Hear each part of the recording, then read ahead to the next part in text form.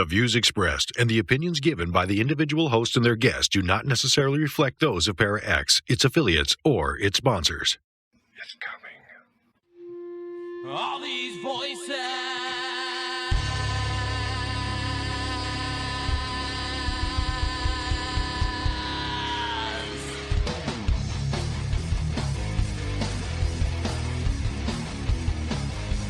All these voices. They're mine. They're not yours. You had no right to them when you were alive, and you have no right to them when you're dead. You say Hershey. That's what it sounded like. Good, so you know who I am. And then you know I'm not playing. You're going to let those women go. In Jesus' name, you're going to let those women go. Is there a demon here watching us right now? Watching us right now. Hello, everyone, and welcome to another episode of Staring into the Abyss. I am your host, war author James Hershey Jr. With me, as always, my co-host, old boy James Ash. How you doing, brother? I'm doing pretty good. How's everybody tonight? Tonight's episode should be pretty fun. This came about actually yesterday. This episode was thought of. Old boy sent me a article on Messenger, and he said, "Hey man, check this out. We ought to do a show on this." So I clicked on it. I was in a car when he sent it, so when I got back home, I clicked on it and checked it out. And I'm going to show you actually let me get my spectacles on here so I can actually read this. I apologize for the glare off of these things. All right, this is, it was published March 4th, 2025. The headline is Former CIA Agent Reveals Evidence He Claims Proves That There Was Life on Mars. Okay, it was written by Emily Brown. And I'll read just this little part. I'm not going to read the whole article because it's one of those articles that goes on and on and on and on. Joe McMoneagle worked as a remote viewer for the CIA to gain insight on objects and places that were out of view. Okay, we're back. So, this article, I actually first read this story like 2 or 3 years ago. Matter of fact, we might have even done a video on this story, actually. An episode of Paranormal News, I think I might have done on this. So this story isn't new. It's one of those stories that keeps getting rehashed over and over and over again, where they'll keep writing new articles about it. And basically, let me give you the breakdown of what the story is. This dude claims that he used to work for the CIA, and he was a remote viewer. So the way the story goes is that he's at work one day, and they come in with a piece of paper that has coordinates on it. And they say, "Hey, we want you to look at these coordinates and see what you see." Right? So he reads the coordinates and he closes his eyes and he concentrates and does his little hokey pokey remote viewing thing. And he says that he sees pyramids and giant human creatures that are like sheltering from some kind of catastrophic storm like thing that's happening or whatever. And that's what he sees. And so he tells them, this is what I saw. And then come to find out, they said that he was doing coordinates on Mars is what he saw. And he said that the time frame he saw was 1 million BC. So supposedly, according to this dude, he saw most likely the end of the Martian civilization in 1 million BC because of some sort of catastrophic storm or catastrophic event of some sort that was happening. Had to do with weather or something from space or something like that. So that's what he saw. Now the problem is the headline says that the CIA proves the existence of life on Mars. That's not what happened at all. Nothing is proven. It's just some dude who claims he was a CIA agent. Now we don't even know for sure if the dude was CIA or not. Because it's not like you can just go into a Google search and say, this dude, was he in the CIA? Because the CIA is, most of it is classified stuff that they do. So it's not like you're going to even be able to find out if he was an agent or not, for sure. You're not going to be able to look at their records. So you got some guy claiming that he's a CIA agent. You've got him saying that he's a remote viewer and that this is what he saw. Okay, so let's say for just the purpose and the benefit of this conversation, let's say that he's telling the truth, that he actually was in the CIA and he actually was a remote viewer. Okay. So right now we're just accepting on faith that that part of it is true, at least, right? I'm not saying it is. I highly doubt it is, honestly, but if it is, we can move forward with a conversation. But first, let me say why I highly doubt that he was is because if you are in the CIA and you're working on something like Project Stargate, right? A remote viewing, that kind of thing. And first of all, that by itself, what you're doing is going to be classified because the majority of stuff you're doing in remote viewing is spying on other countries.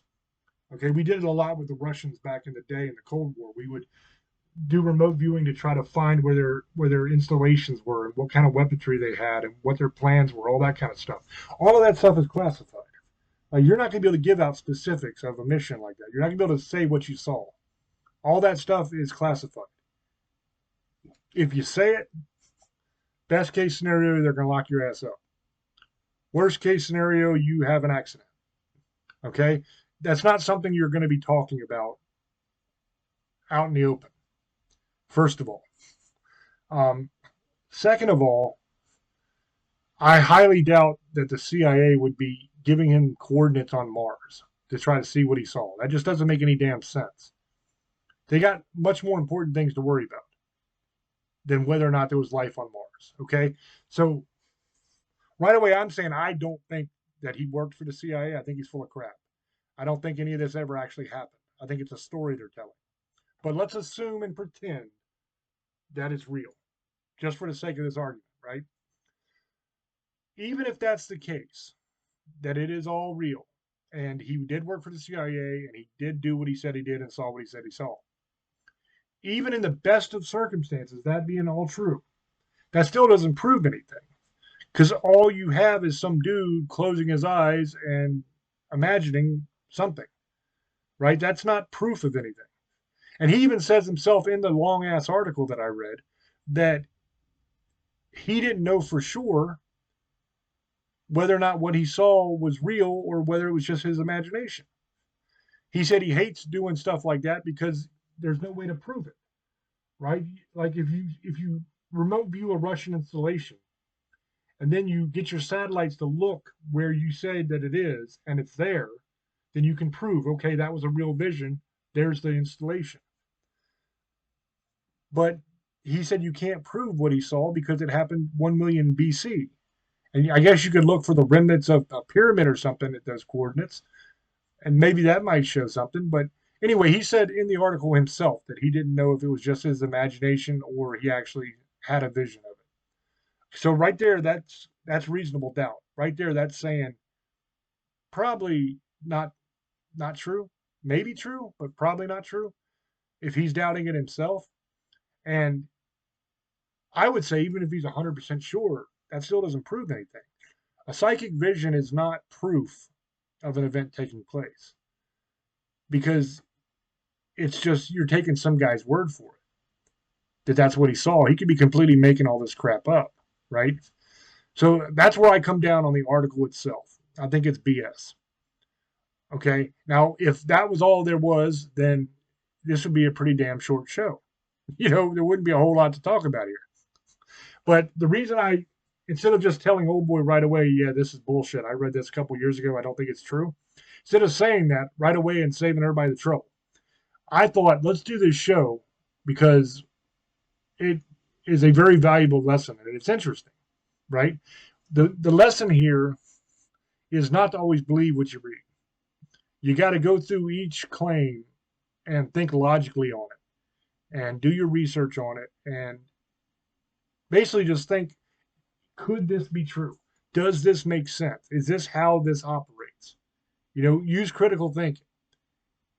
And any little amount of critical thinking with this article, and you're like, nah, this don't smell right. The old BS detector's going off. Somebody's pissing on my leg here and telling me it's raining. I don't think this is true, right? So that's the valuable lesson part of it, is realize that especially in the paranormal field, okay, and some people in the paranormal field won't like me saying this, but it's the honest to God truth. In the paranormal field, most people, not all, there's some good people in the paranormal field, but a whole hell of a lot of them, they're kind of dumbasses. I mean, just being honest, right? They're kind of full of crap. You got a couple categories. You got your dumbasses who just think paranormal stuff is cool, but they're dumber than a box of rocks, man. They're just dumber than hell. I mean, they're the kind of people that if you had something you needed answered, you wouldn't go to those people. You know, if somebody was holding a gun to your head and said, you either give me the answer to this question I'm about to ask you, or you're done. And I'll even let you call a friend and ask the answer. You wouldn't call these people because you don't have much chance if you call these people. You know what I mean? They're not very smart. Okay, so that's the first part is you got a lot of really dumb people who don't know anything. And the worst part about that is they think that they're smart people. That's the worst, is they're actually dumb. And they actually have very little knowledge about anything. But they think they know what they're doing. So they act all confident and they tell other people how to do things. And they don't even know what the hell they're talking about. Okay, that's a lot of people in the paranormal field are like that. Okay, so you got your dumbasses. Then you got your fraudsters, man. You got your hucksters. You got your carnival type people. You got your people who are just trying to rip people off. Okay, these are these psychic medium people, a lot of them, right? They claim they can do readings with your loved ones. You pay them this much money and they'll do this. They can make you charms that they can send you through the mail. And if you wear the charm, you'll find love and you'll find happiness. And oh, this is a money candle. If you burn this candle, money will come your way. All that bullshit. Okay, you got a whole lot of that going on in the paranormal field too. A lot of nonsense. Okay, so the reason I tell you all this is not just to knock the paranormal field, although I do enjoy knocking the paranormal field, because I like calling out dumbass people. You know what I mean? And telling everybody, look, don't believe these people are stupid. I love doing that, but that's not what I'm doing here. The reason I bring this up is it fits with what the lesson is here, the valuable lesson. What I'm trying to tell you is whenever you're reading an article, especially a paranormal article, or you're examining a claim that some paranormal person is making, it is of utmost importance that you use critical thinking, use logic. You got to think the stuff through. You got to say, does this actually make sense?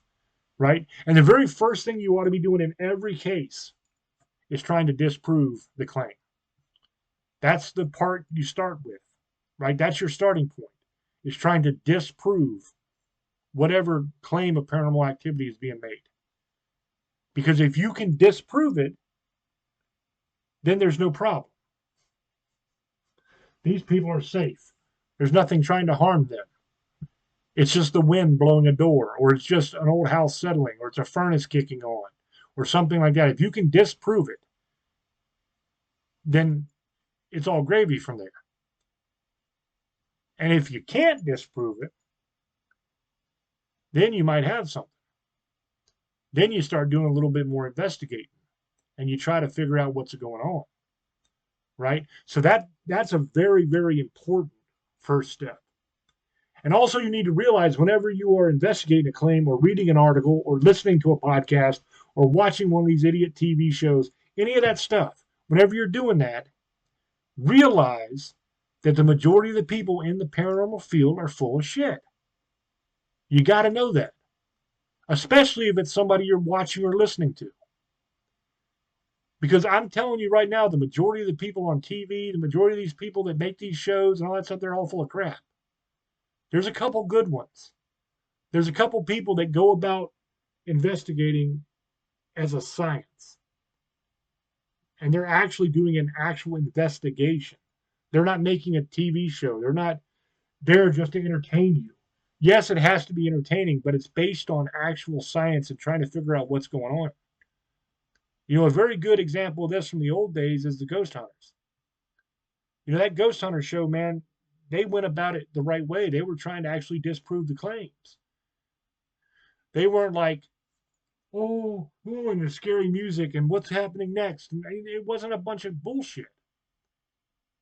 You know, the problem is that kind of stuff gets kind of dull after a while. That people don't really want to see it because they're like, well, nothing ever happens. They always just disprove it. Well, that's reality. The majority of the shit that goes on TV and all these people talk about on TikTok and YouTube and Facebook and all over the damn place, wherever you see it, most of it's crap. It's absolute crap. That's one thing that about this show, about Staring, that is different than a lot of shows in the paranormal field, is we try to get to the truth. Now, we've done a lot of shows on lore, right? We've done shows on vampires, on werewolves, on the Kappa, on all kinds of different creatures. And I'll go through and I'll tell you, this is the lore on these creatures. This is how you kill these creatures. This is what you do. This is why they're there. This is what they do. All those kind of things, right? All of that is based on lore. Does that mean that it's 100% true and that all of those creatures actually exist? No, not always. But this is the information that's been passed down generation, all the way back, as long as we have records for. This is what mankind has said about these creatures, But there's a big difference between that and coming out and saying, this is real, this is 100% real. We'll give you our opinions on stuff, but unless you can actually prove it, what are you doing? And this is definitely not one of those shows that every single paranormal claim we believe 100%. And we talk, oh, this is amazing. You never believe what's going on in this house. These people are being attacked by this, that, and the other thing. And all this crazy stuff is happening. We don't do that. The honest to God truth of it is, and I've said this before, the majority of our investigations are pretty damn dull. Sometimes cool stuff happens. And we film everything we do when we go on investigations because we want to capture good evidence, and it helps us to determine what's actually going on with the people and to help them. But we don't air the overwhelming majority of the stuff we do. It never goes on YouTube. It never goes anywhere. The only stuff that we air is if we get something really, really good, that is really good evidence and good proof of something out of the ordinary taking place. And then only if we have permission to do so by the people involved. So you don't see the majority of stuff we do. So whenever you're looking at a claim, whenever you're reading an article, whenever you are doing any of that stuff, keep all of that in mind and understand that your job as a paranormal investigator is to investigate. You are trying to get to the truth. You are trying to disprove the claims of paranormal activity. Okay? Now, that doesn't mean you don't believe the people that are telling you what's going on. Because some people are fake, right? Some people just want to get on TV or whatever. That's true. But there are people out there who are actually experiencing stuff. And it's scary for them. They're going through trauma because of it. And just because it's actually the furnace kicking on and there's nothing going on in their house doesn't change the fact that they don't know what's happening in their house yet, and they're scared, right? So you don't want to approach the people that you're investigating for and tell them they're full of crap in the beginning, right? You want to actually investigate and find out what's going on first, okay? But what I thought would be fun and would be cool, the reason we did this show was because let's forget about all of the details of the article. Let's forget about the fact that 99% sure that it's bullshit, right? Forget all that. Let's just take that premise of life on Mars and let's discuss that a little bit. I think that would be an interesting conversation. Could there have been life on Mars at one point? And if there was, what happened to it? Okay, let's try to answer those questions tonight. Now, we're not going to get solid answers because there's no proof of it. But we can have some theories. We can have a discussion about it, conversation, and have some fun with it. Okay, so let's approach this like I just said. You approach everything in a scientific way, a logical way, trying to disprove. Okay, so the first question, if we want to know, was there ever life on Mars? Can life be supported on Mars, right? Can Mars support life? That's the first question. Now, as it is right now, probably not. Not any life form that we know or understand, at least, right? There's not really an atmosphere on Mars. It's gone. It went away. It went bye-bye. So without an atmosphere, you don't have breathable air. Now, you might say, well, how do you know that whatever lives there breathes oxygen? Well, you don't. You don't know that it breathes oxygen. I mean, not even everything on our planet breathes oxygen. We breathe oxygen. A lot of sea life breathes oxygen through their gills. But in the ocean, you've got creatures that can survive in methane and sulfur and all kinds of really nasty gases that would kill the majority of life forms on Earth. They live down in those volcanic vents, down at the very bottom of the ocean where the mantle was kind of split. And there's volcanic activity underneath and magma chambers and stuff down there. And they're spewing up these toxic ass gases. And those things come up and they make bubbles and they go up to the surface and pop. Which is, this is a whole different show, but very interesting. In that area, one of the largest concentrations of that happening is actually in the Bermuda Triangle. Isn't that interesting? And in the Bermuda Triangle, when you fly over the areas where these vents are that have a lot of these gases escaping and coming up and popping at the surface, you notice that a lot of your instrumentation doesn't work properly. You notice that it's hard to retain lift in your aircraft. Now, why would that be? Why could you not stay at the same elevation when you fly over that area? Well, there's a lot of those gases in the air. The density of those gases are different than the density of the normal atmosphere. So planes operate with props that go up and down that'll keep them elevated. So if you enter an area where the air density changes, that's what happens. Your plane goes whoop.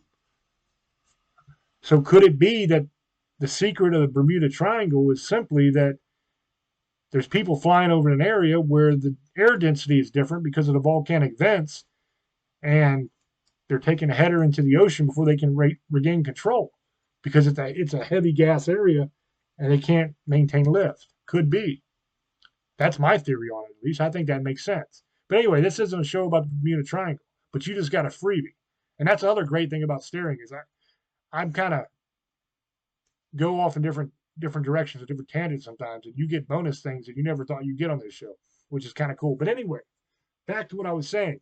There are creatures that live right on those vents that survive in those toxic gases.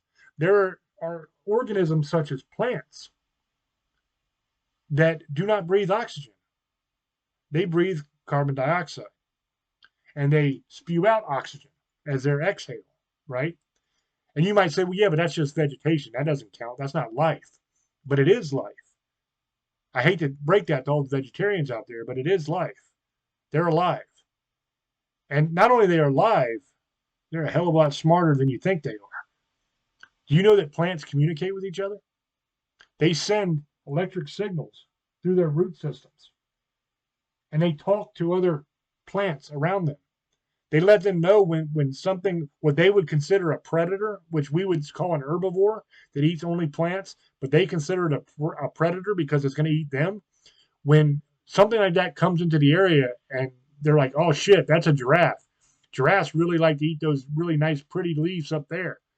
So let me send a signal to my buddies over there. Hey, dude, watch out. There's a giraffe coming. He's going to eat your ass. So then what the other tree does, and all the trees in the area that get that signal, they will actually excrete chemicals into their branches that travels down into the leaves and causes the leaves to become way more bitter. So that when the giraffe starts to eat the leaves, she's like, oh shit, this tastes horrible. This is bitter as hell. I'll just go to a different tree. This tree ain't no good. Right? Plants can do that kind of stuff. They put things in them like called oxalates and anti-nutrients and stuff like that makes it very damaging to whatever eats them. So I don't know about you, but to me that seems like conscious life. That seems like a plant. They're communicating with each other. You know, that's way more than than what we thought they were capable of in the beginning, which is fascinating. But once again, that's another bonus thing. See, I done went off on another direction again. Not talking about plants here. What I'm talking about is there are creatures that don't live breathing oxygen. Okay, but on Mars, it doesn't matter what gas the creatures that live there breathe.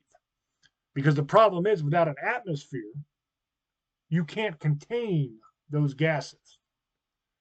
See, the gases are like hanging out and moving up and down and chilling and doing like that old wave thing and all that bullshit, right? They're doing whatever they want to do. You got an atmosphere up here that they bump into. They can't get out. They're stuck.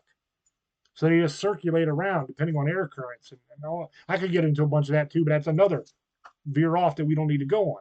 Point is, it's a big bubble. The atmosphere is. It does not allow those gases to escape. Now, is it a physical bubble like we're in a bowl? No. No, all it is a difference. Remember earlier I was talking about the Bermuda Triangle? And see, this is another cool thing. I didn't even mean to do this, but all this shit kind of connects, and that's how my mind works. I was talking about the different air density of the gases causing planes to fall. Well, the higher you get up, the force of gravity decreases or increases depending on your elevation. And depending on the density of the gas, it can either continue to rise or it must sink back down, depending on the density of it, right? So you reach a point in the upper atmosphere where the gases can no longer travel. That's why they don't go off in space. And it contains everything, right? The problem is on Mars, you don't have that anymore. There's nothing holding those gases in place anymore. So the gases can't be contained on the planet. So no matter what it breathes, it's not going to do it. And it definitely, if it breathes oxygen, there's no plant life that we can find yet. Not living, at least. So what's going to create the oxygen, right? So can it live there now? Back to the original question, no. Nothing can live there now. Could it have lived there before? Well, Mars had an atmosphere at one time. So there would be gases on that planet that could be breathed, right? It had water. So if it has an atmosphere, it has water, and it has sunlight. And we know it has soil. Now, the exact makeup of that soil in all areas, we don't know yet, but we do know the makeup in some areas, and we can grow in it. Okay, so you've got atmosphere, you've got water, you've got sunlight, you've got soil. So you can have plant life. If you have plant life, it's going to be producing oxygen, which means once you have oxygen, you can have any form of animal life or human life or any kind of life like that you want because all the components are there.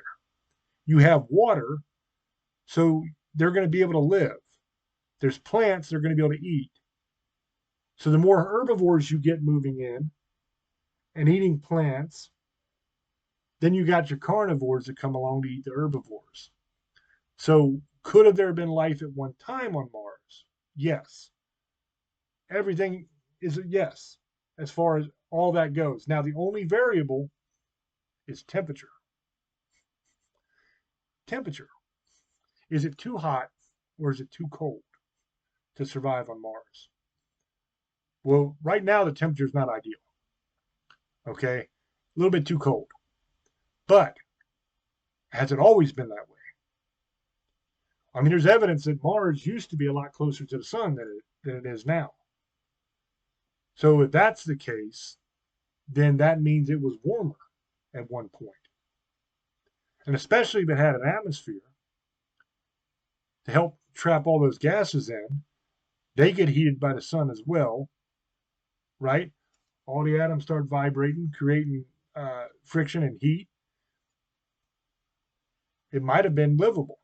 Now, we can't know for sure without doing a hell of a lot more testing on whether or not it's possible. But that involves a whole lot of work that has to be done there. That involves core samples. That involves a bunch of geology work. That involves a lot of stuff to where we can kind of look back into the past of Mars. And we can see what the water was like at any point in time. We can see what the air was like at any point in time. We can see if there was plant life living, all that kind of stuff. We know that they have found frozen ice on Mars. And in that frozen ice, they have found life.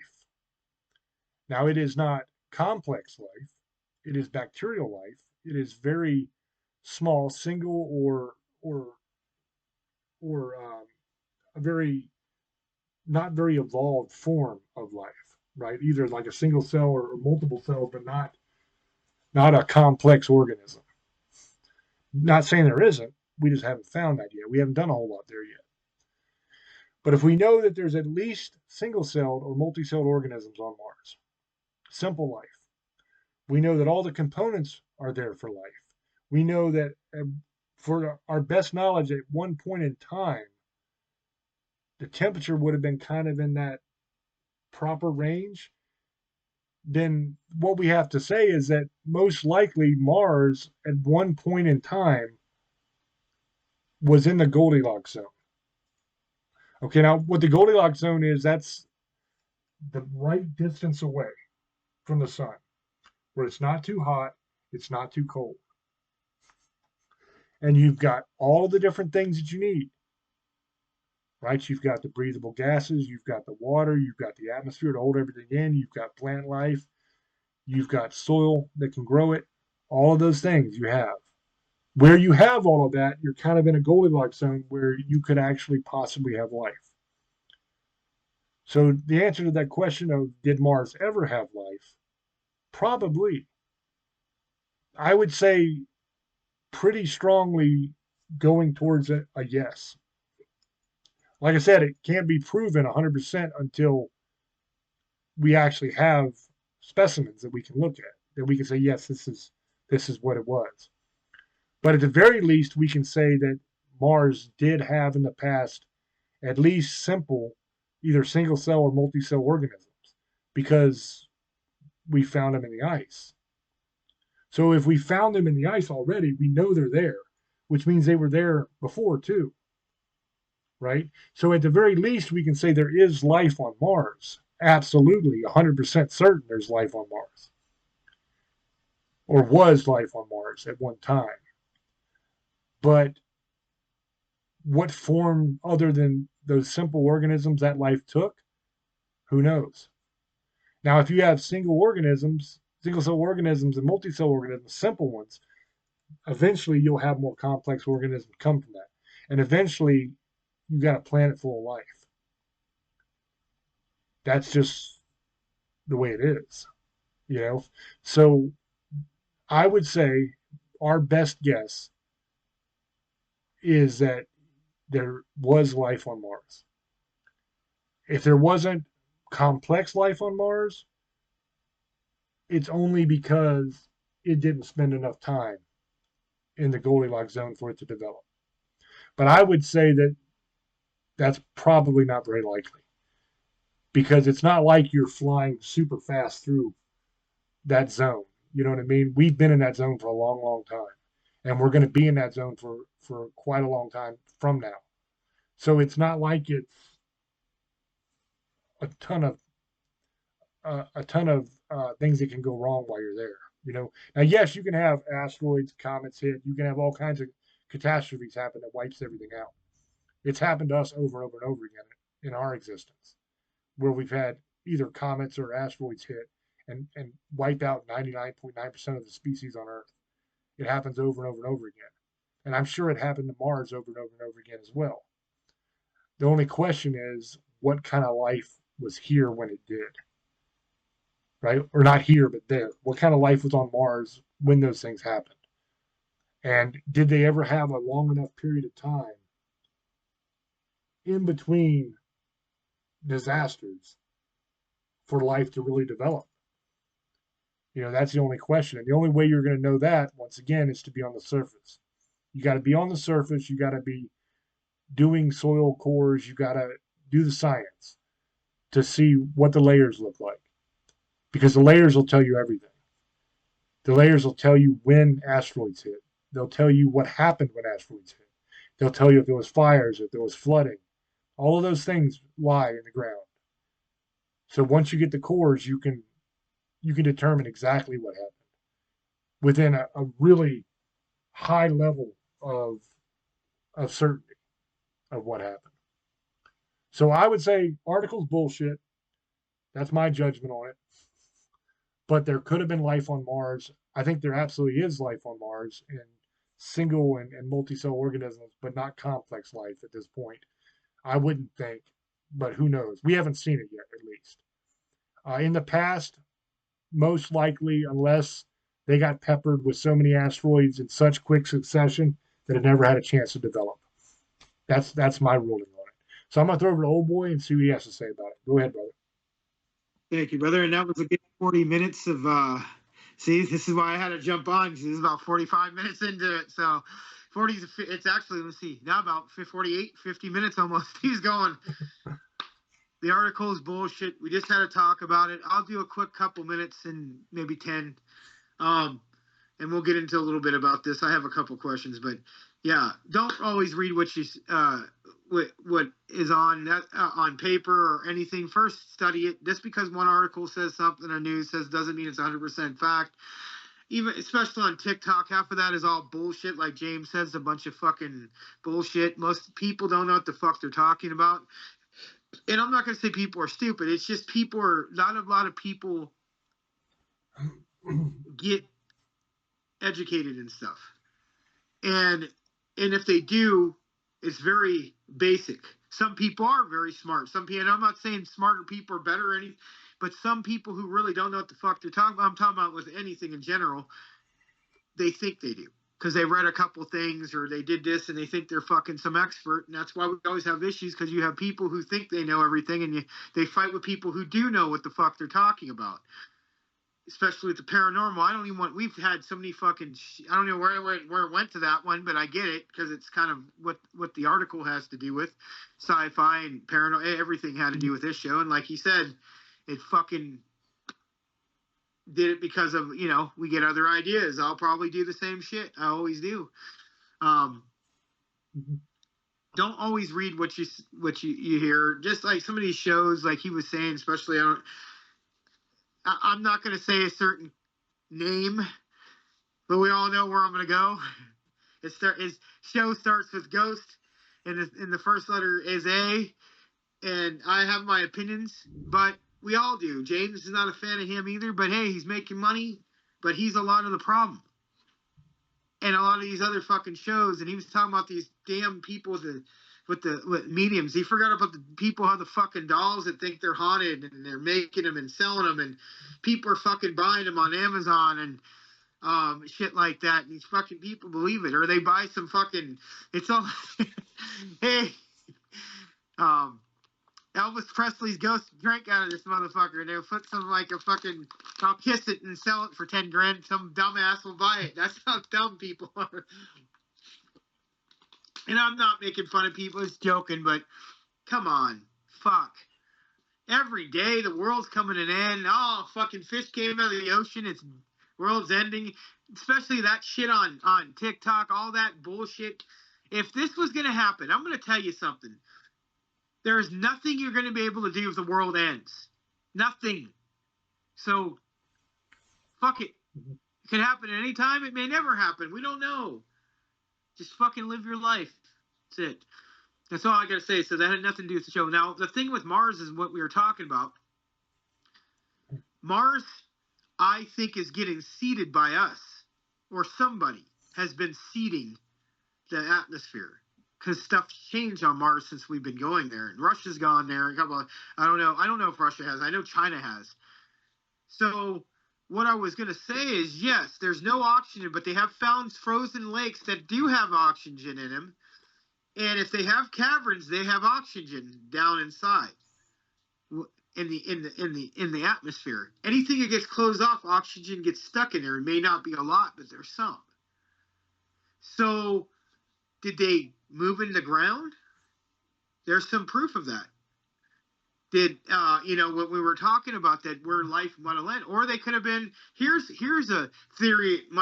We got to think about what really did happen to Mars. Was Mars really Earth at one time, another Earth, and now we're here on this Earth because we just were closer and it just had more vast everything, and we left. And maybe that's just a reverence of what it used to be. And then you look at Mars, I mean, not Mars, the moon. Maybe that was something too, and now it's just desolate. Maybe we look at the stars that tells us our future and what we could end up being. Mars is a dead planet. So is the moon's not even a planet. There's nothing even there except rocks and shit. Is that the future that we're looking at one day? Extinction. Is that is that what our ancestors are? People who really are aliens? Maybe they're really not. They just evolved to something that we used to be, and maybe they left the moon or Mars. Well, they're saying there's stuff on the moon, so I'm not even going to go there because they said that's where the song "Dark Side of the Moon" comes. That whole album, but is Mars just a map of what we used to be, and they want to go back?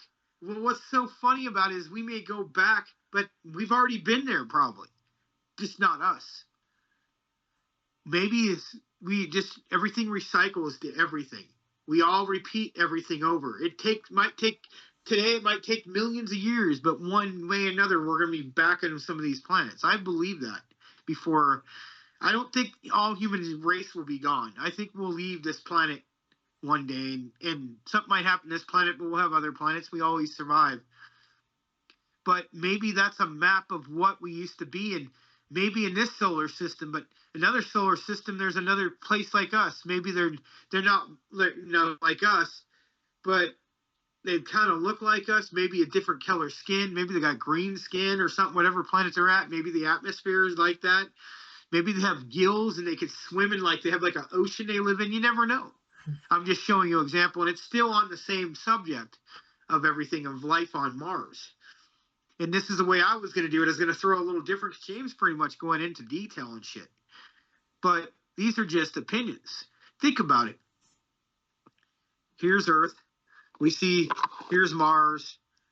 We need to get there. We need to go make this place look like Earth. And we could. If you think about it, we really could. Now, if you send all these stuff we send to Mars, I believe we're seeding. It would make sense. Once we start growing trees and get vegetation and you put insects out there, and then you go to Mars and you start bringing animals and fish, we can get that and stuff. We can make our own new Earth, or Earth 2. It's possible. It's not impossible. It's going to be hard. But Elon Musk wants to go to the Mars so bad, like in the next couple of years. He's begging them to go. So that would be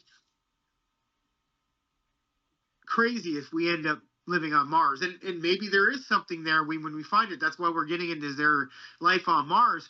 Maybe they're living underground, James. Maybe they figured it out and they live underground. Maybe something happened there. Maybe if you want to look at it, maybe global warming of the environment, that's what happened. It just burned up.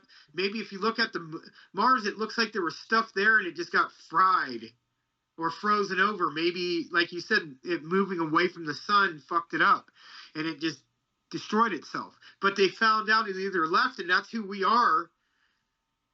Like, we left that planet and came to Earth, or they went down in the ground and they lived down there. And they figured out how to make a whole universe down there underground. It's a possibility if you think about it. We don't know what's there. We only see a little bit of stuff about the planet. There's stuff proving that there's rocks. They've actually seen pictures of creatures running around, and then they say they're not real. We don't know what's going on. They have pictures of this pyramids there. So, I mean, did we used to be from there? Is that why we're here? Or did they find out another place underground and they survived whatever catastrophe they went through? And that's a possibility. And that might why if we don't change, if you want to see what our future is, we look at these planets like Mars and the moon. Is that what's going to happen if we don't quit fucking around? That's our we're going to end up living another disaster. And then in some other universe, some other thing like us is going to happen, and maybe a little different. And maybe they're going through the same shit. We don't know. We don't know what's going on. You know how big the universe are? We don't know. We don't know how fucking big it goes. We know the solar system is huge. There's millions of solar systems. They said there's an end to space, but they don't know how fucking far it goes. And you got a minute and explain it. And this is what's so crazy. Space is, and if you think about it, we always miss this understanding. Once we leave the Earth, it's space, and it's like makes no sense. If you think about it, we don't make any sense. The fuck we're here, dude. It just makes no sense because what the fuck is space? It's just nothing. I mean, there's rocks, there's stuff there, but what was the point of it? If you think about it, what was the point of space? If we're the only things here, and we both know there's more than us, there's probably thousands of millions of fucking different somewhere. But what would be the point? What the fuck is the point of space? And I mean, whatever you believe, what the fuck was the point? If we're all going to be living, okay, it doesn't say in the Bible if there's any other species, but if this is it, we live on a planet, what was the point of space? Is space really heaven? Is space? Oh, I'm just saying. Is it? What was the fucking point? If I was gonna be, I'm just making sure. I was just have the world. What was all this point of all this other shit that's going around? All these solar. I mean, that's where it's hard because you think about it. What the fuck? Why is there these other planets here? What the fuck is the point? The sun, I get it. We have to have fucking heat and we got to survive. But what the fuck the point of these other planets and nothing's there? That's what I'm saying. Is this what was the point? It's crazy to me. And I don't think people really think about this. Something I just came to my mind. What was the point of space? Because space exists. Black holes exist, all this shit. But why? What the fuck for? Because that would make no sense.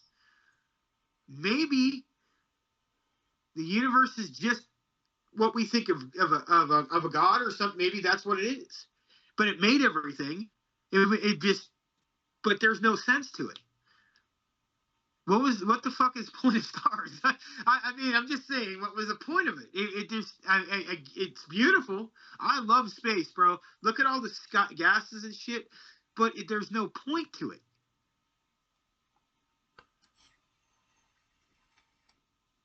It's crazy. Maybe that, or listen to this. Maybe that we're on hell right now on Earth, and that's what we're stuck here to eternity. This is what's going to happen over and over and over and over again. And you always can see there's a way out. Yeah, we can go to space, but we can't ever live there. We go to the moon, but we can't live there. We have to leave. It's not permanent. We have to go back. So when we go to Mars, it's not going to be permanent. We have to go back. So that's you see what I'm saying? It was a big. It's just crazy to me. And then it has nothing to do. It's just if you think about it, space is nothing but a bunch of rocks and gases and stars and old planets that blew up. A lot of people don't realize most stars are a lot of planets that blew up or small ones. And but if you look at it, why does the Milky Way and all that look exactly like Greek mythology? You know, like the bow and arrow, you could see it does. They fucking mapped it out like that. So it makes figures. So, I mean, why? It just seems like I'm just saying, I know we're not the only, but imagine if Earth's the only thing, what was the point of everything else? If you think about what was really the point, we don't need it. I mean, we need the sun. I get it. He could have just made Earth and sun.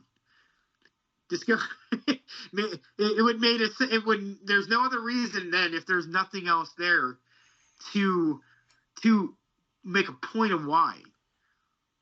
Maybe there's more. I would love this to not be the only species. I would hope that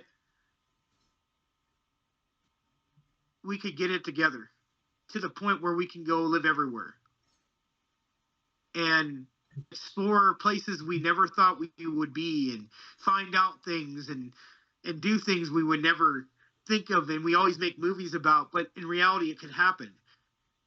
And I think it could. And I think if we got off this planet, I think we moved around everywhere, we would change everything, and it changed the way we are.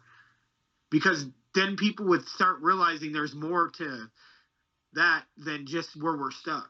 We could do so much more, and I think people forget this because they get stuck on Earth and all our realities here, not realizing like we're really nothing. We're really not in a giant Earth, and I'm sure this all goes into everything with Mars and shit. We're really nothing. We're this planet. It's not small, but it's not the biggest planet. It looks beautiful because it has all kinds of stuff, lands and water from far. But other than that,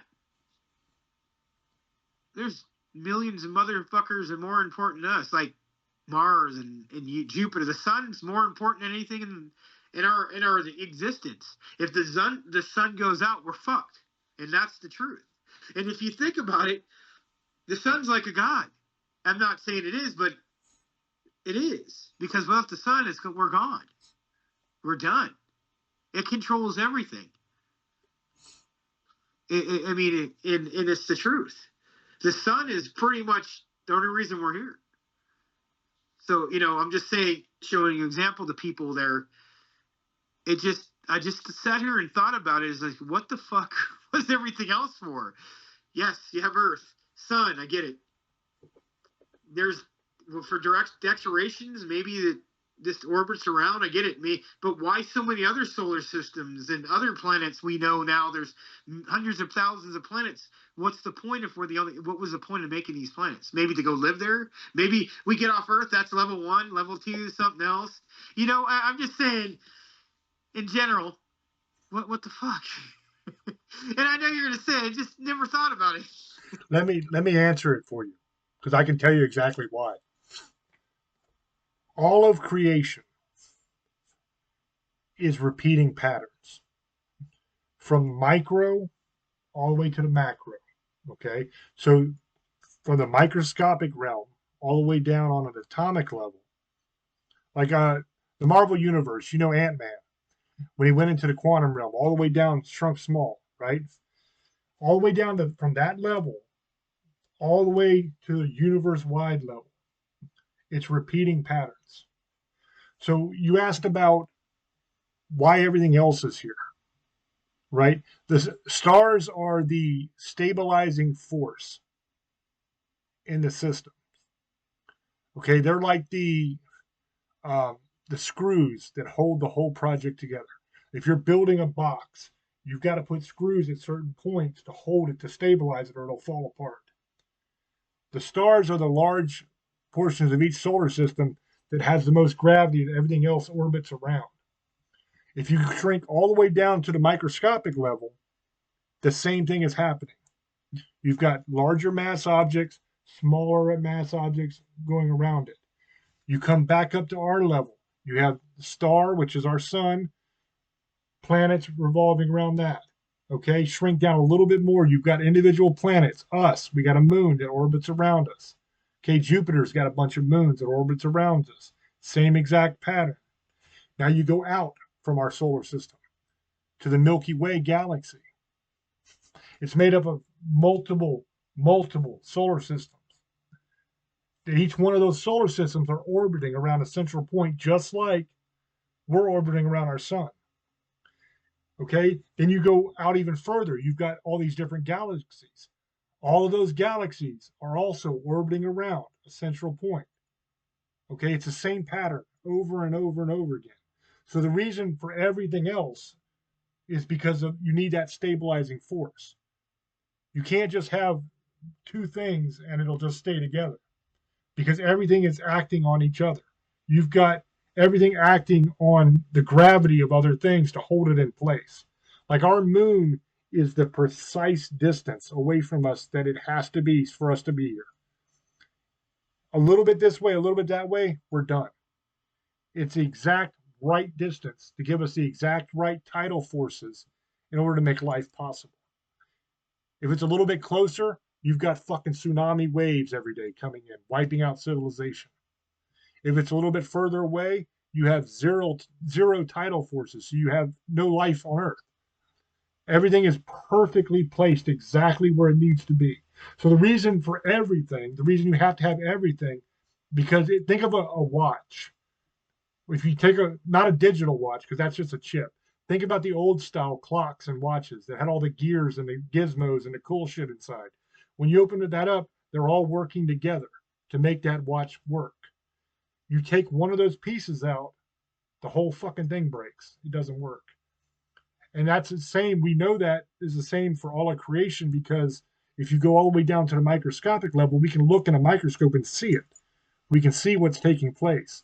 And it's the same spiral type patterns that take place on the microscopic level all the way up to the galaxy wide and universe wide level. Hell, even our Milky Way galaxy, if you look at it, it's a spiral. It's all circular. It's all going around each other. It's all gravity acting on other forces. There's a thing in space that's a lot like the jet stream here on Earth. The jet stream is a current of air that carries warm air from the tropics up north and back and forth. There's an underwater conveyor, is what they call it. That's the ocean currents that carry that cold water back and forth. Okay, outside of our planet, you have that exact same effect taking place with solar radiation that will go and create a slipstream around planets. So when you're going, like on the solar sail project, if you're going and you get to a planet, you can actually capture that solar radiation. It's slingshot around that planet and increase speed as you go. It's the exact same pattern over and over and over again. So that's the reason why you have everything, is because without it, it doesn't work. It's all a very complex pattern that was created, a system that was created to enable life to exist. If one of those things goes wrong, life can't exist anywhere. And with a perfectly planned out universe, you have to have a planner. With a perfect creation, there has to be a creator. That stuff doesn't happen by chance. There's no way it happens by chance. It's impossible. So that's why that's the answer to your question. That's why you have to have all that stuff. Is if you didn't, just like that clock, you pull the one spring out, the whole fucking thing goes, it just doesn't work anymore. So that's the answer to the question. I think we're probably way over. So if you want to go ahead and do your shout outs and all that stuff, we'll wrap up. Yeah, this was a different show. I hope you guys enjoyed it. We just kind of went out there. If you guys are listening to the show, you're like, what the fuck? You guys really went in some depth. And I said, yeah. You guys realize that we know this stuff. He knows a lot more than me, but I know a little bit myself. I hope you guys enjoyed the show on Parax Radio. Parax Radio every Sunday nights at 12 a.m. Eastern, 9 Pacific. Best of show Tuesday nights, 8 p.m. Eastern, 5 Pacific. Sorry, guys. I hate trying that one. It always messes up. Check us out on YouTube, Spotify, Facebook when we put our show on there. If you want to subscribe to James Hershey's YouTube page. If you want merchandise, go to teespring.com and you can get shirts. You can get shirts of my book, No Face. Remember, Evil Without a Face is out on paperback, and it is now, you can get it on, like you always could, on Kindle. The hardcover is going to be out soon, too. That being said, I hope you guys enjoyed the show, and you guys have a good night. It's almost spring, so enjoy. Misfit, Sugarlays, Monster Lovers, and Demoners. I fucking love you. Good night. Instead of doing shout outs tonight, the last thing I want to say, because I didn't get to this in the show, because I literally, if we're going to talk in depth about this, I need like 4 hours or 5 hours to really give a proper lecture on it. I had to skip a lot of stuff, but the number one thing to think about on life on Mars is you got to overcome the temperature. The temperature is brutal. There's big swings in temperature on Mars. It goes all the way from like negative 225 Fahrenheit to 70 degrees Fahrenheit, depending on where you are and the distance from the sun at the time. So the season, basically, the time of year, and where you are on the planet. Now, the question is, yes, you can seed, but seeds can only germinate and grow at certain temperatures. Okay, nothing's growing at negative 225. It's just not happening. You can grow at 70. There are a lot of cold, hardy seeds that can go even lower than that, down to like 0 degrees and still grow. But the problem is how long is that temperature in that Goldilocks zone again, where you can actually grow something.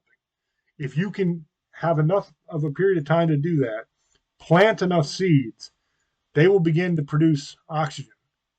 And you can actually form an atmosphere.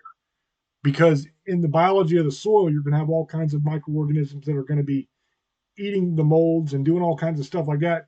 Their gases that they're excreting are going to be methane and sulfur and nitrogen and carbon dioxide, all these different things. It will form an atmosphere over time. Do you have enough time before the cold comes and kills everything? That's the question. And I don't have the answer to that. Nobody has the answer to that, really, if we have enough time. But I would say, why not try? It's very easy to put a shit ton of seeds on a rocket and shoot it at Mars and see what happens. You know what I mean? I don't mean honestly like crash into Mars with seeds. I mean, next time you go there, if you're dropping off rovers or like when Elon's sending starships there, bring a bunch of freaking cold hardy seeds and plant them and see what happens. You know what I mean? You might get lucky. We're going to be able to create water because there's frozen water. So we'll have water. You know what I mean? Give it a shot. See what happens. That's what I'd say. But I hope you guys enjoyed the show. I apologize for any mistakes I might have made throughout the show, and I'm going very fast. I'm trying to skip through and get as much information as I can. So if I said something wrong, I apologize. But I don't think I did. I think I was pretty good. Love you guys. Appreciate you guys. Let us know down in the comment section what you think, and we'll catch you on the next one. Till we speak to you again. Love many, trust few, and do harm to none. God loves you, and so do we. Bye-bye.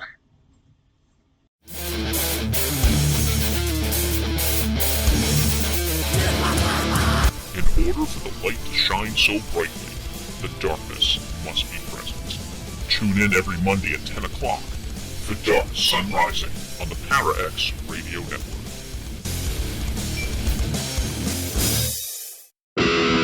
Hey, this is Lee. And this is Michelle. And this is Dustin from the Dead Zone. Your source for everything paranormal, Para-X.